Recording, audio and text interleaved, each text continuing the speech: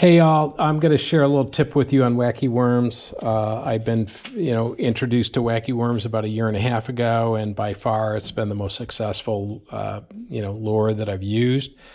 Wanted to share kind of my learnings and what's made it successful for me. So I use a wacky 2/0 hook.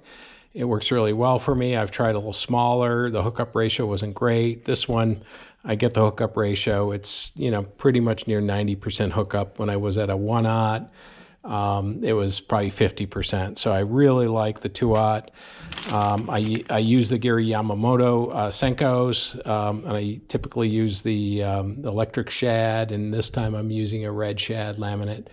It works well, at least in the lake I'm in. I'm in a 70-acre lake with a lot of bass, pike, largemouth and smallmouth. So I do use the tube setup. So this helps you put on the rings or bands. I'll just call them bands for now.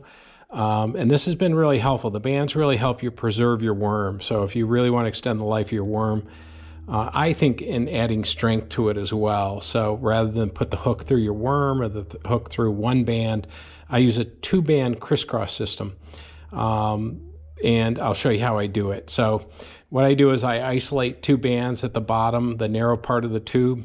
And what you do, especially if you have good fingernails, you can crisscross. So I just crisscross the bands here pretty easily. Sometimes it's not so easy, but I crisscrossed.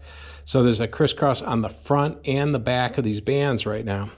And then what I do is I take the hook, and you can see there's a little scoop action on this 2/0 hook. And I bring it still at the narrow end. I scoop it right through the crisscross, and there I am. I've got a crisscross with a hook through it, and it's ready to slide. And isn't this great? Because it works so easily. Sometimes it's not so easy, but I go about halfway through, and then I slip it on. So here's what I've got. I've got a Senko worm. I've got a crisscross system. You can see the crisscross at the top. You can see there's a crisscross at the back of it as well. I never went through the worm with a hook. There's a lot of tension put on as you're casting out a worm, depending on how far you're casting.